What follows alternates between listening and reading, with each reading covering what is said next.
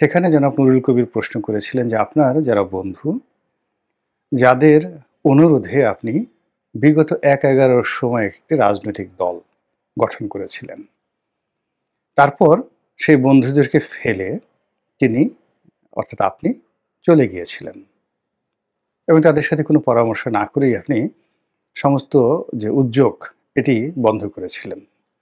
তো আপনি এখন তো সফল হয়েছেন। এখন আপনার সেই বন্ধুরা কি খবর? তারা কোথায় আছে? তারা কি বলে? তারা তো খুব খুশি এখন আপনার এই অবস্থা দেখে।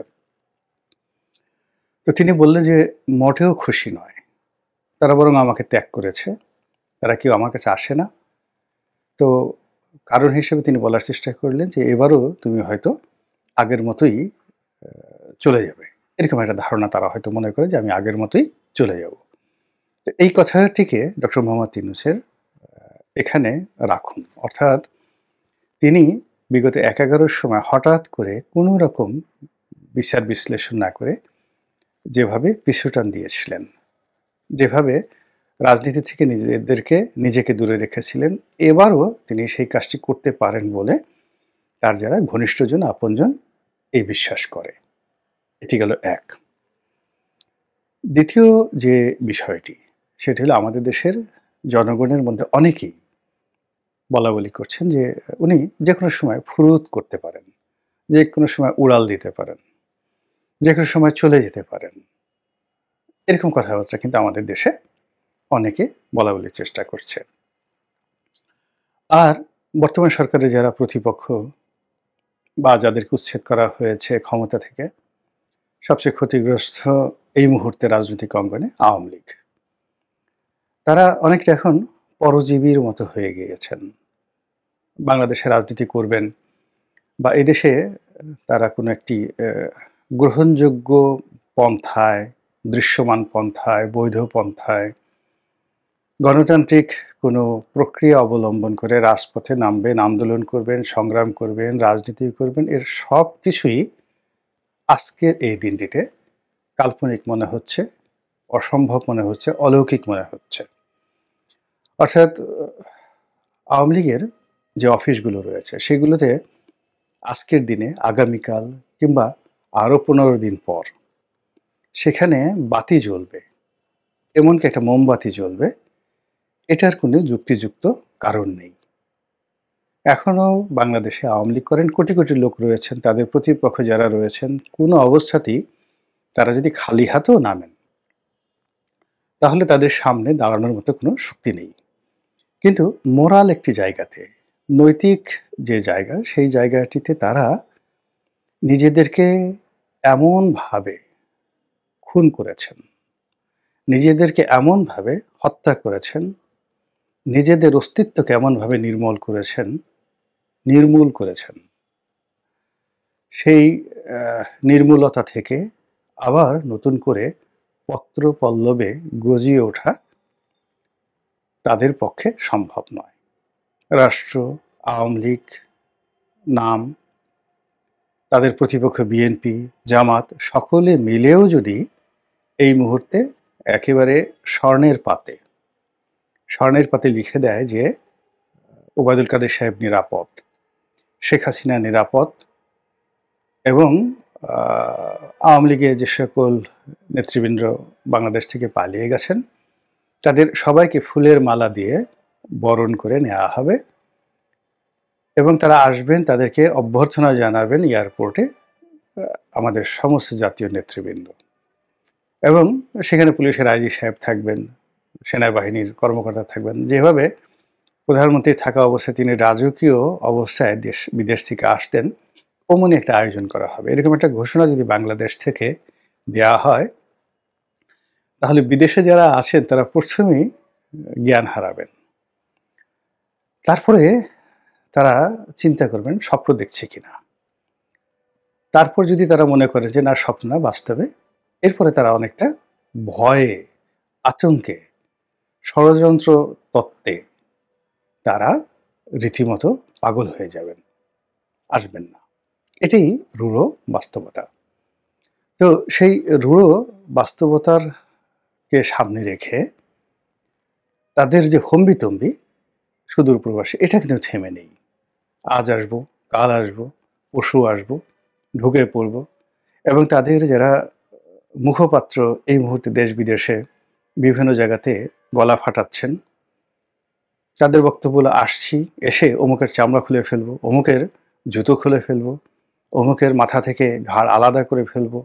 আমরা কি, তোমরা কি জানো?" এই ইত্যাদি, ইত্যাদি নানা রকম কথাবার্তা।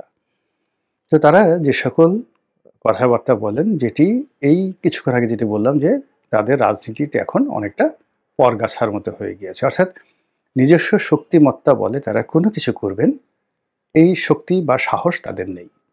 তো তারা যেটি করতে চান বা যেটি স্বপ্ন দেখেন, সেটি হলো ভারত একেবারে সেনাবাহিনী পাঠিয়ে, তাদের নৌবাহিনী পাঠিয়ে শেখ হাসিনাকে ক্ষমতায় বসিয়ে দিয়ে যাবে। আবার অনেকে বলেন যে ভারত এই কাজটি একা করবে না। ভারতের বর্তমান প্রধানমন্ত্রী নরেন্দ্র মোদী, তার বন্ধু মিস্টার ট্রাম্প, ডোনাল্ড ট্রাম্প, তিনি যেদিন ক্ষমতায় বসবেন ওই দিন থেকে আওয়ামী লীগের বিজয় কেতন উড়তে থাকবে এবং যেদিন ডোনাল্ড ট্রাম্প ক্ষমতায় বসবেন ওই দিনই ডক্টর ইউনূস পালাবেন। এই কথা এই ডোনাল্ড ট্রাম্প বিজয়ী হওয়ার পর থেকেই কিন্তু আওয়ামী লীগ বলে আসছে। তো যেটা বলছিলাম যে মানে বাস্তবে কিছুই ঘটেনি। মানে ডোনাল্ড ট্রাম্প শপথ নিয়েছেন, তো সেই শপথ অনুষ্ঠানে নরেন্দ্র মোদীকে দাওয়াত করা হয়নি, সেটি নিয়ে উল্টো ভারত বিব্রতকর অবস্থায় রয়েছে।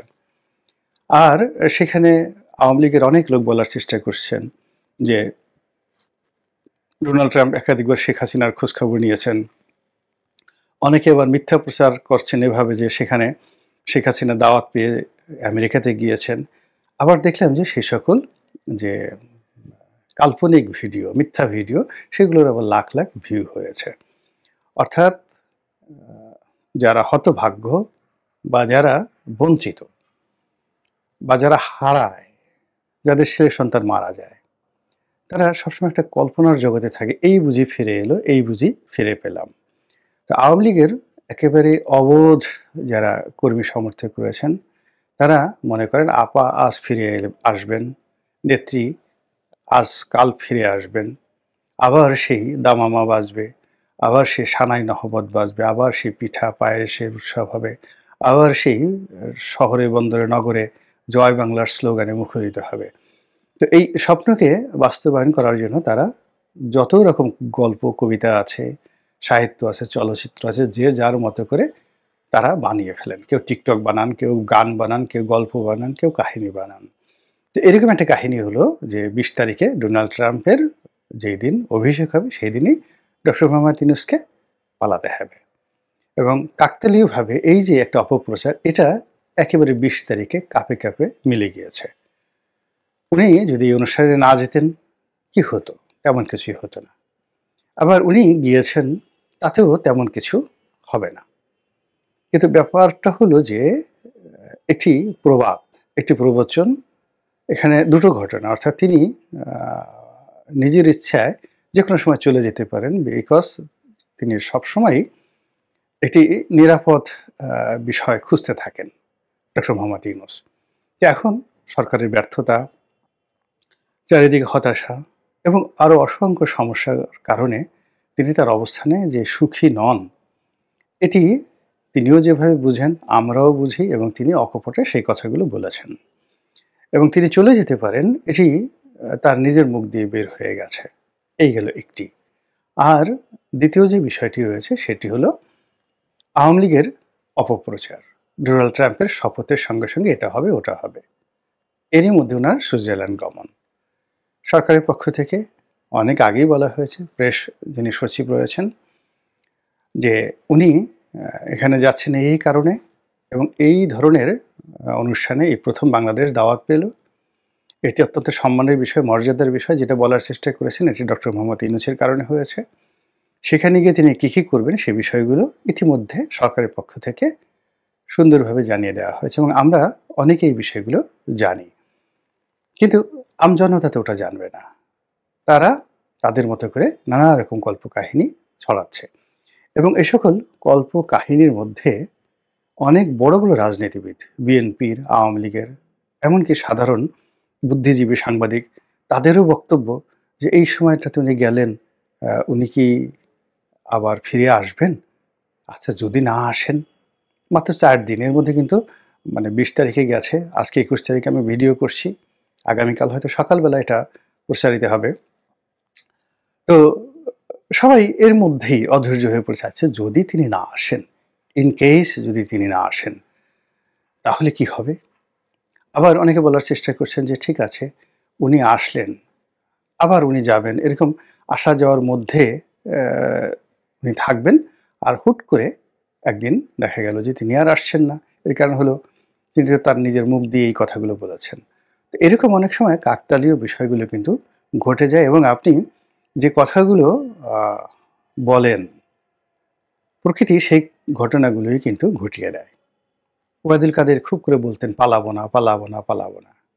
শেখ হাসিনা এই কয়েকদিন আগে বলেছেন, "শেখ হাসিনা পালায় না, পালায় না, পালায় না।" অর্থাৎ জুলাই আগস্ট বিপ্লব যে ঘটলো, এই জুলাই মাসের মধ্যেই তার স্পেন যাওয়ার একটা সরকারি প্রোগ্রাম ছিল। তো মুহূর্তের মধ্যে রাষ্ট্র হয়ে গেল যে শেখ হাসিনা বাংলাদেশ থেকে পালিয়ে স্পেন চলে যাচ্ছেন। তো সেই কারণে তিনি রেসপন্ড করে বললেন যে শেখ হাসিনা পালায় না এবং তিনি স্পেন যাওয়া বাতিল করলেন। কিন্তু আল্টিমেটলি দেখুন প্রকৃতি কিভাবে সেই ঘটনাটা প্রকৃতির মতো ঘটিয়ে দিল। আগামী দিনে আল্লাহ রাব্বুল আলামিনের পরিকল্পনা কি এই বাংলাদেশ নিয়ে আমরা কিচ্ছু জানি না। কিচ্ছু জানি না। এমনকি ডক্টর মোহাম্মদ ইউনূসও জানেন না। তো প্রকৃতির এই লীলা খেলার কাছে আমরা সবাই অসহায়। আর এই অসহায়ত্ব থেকে শুধুমাত্র আল্লাহর কাছে প্রার্থনা, হে মহা মহিম পরম করুণাময়, ১৮ কোটি তোমার এই বান্দা, এই ভূখণ্ডে আমরা বসবাস করছি। তোমার দয়া চাই, করুণা চাই, যেন মাথা উঁচু করে দাঁড়াতে পারি। দুমুঠো অন্ন যেন খেতে পারি। আর নিরাপদে খেয়ে দিয়ে যেন তোমাকে স্মরণ করতে পারি এবং তোমার নিয়ামতের শুকর গুজার হতে পারি। আল্লাহ তুমি আমাদেরকে সেই তৌফিক এনায়েত করো।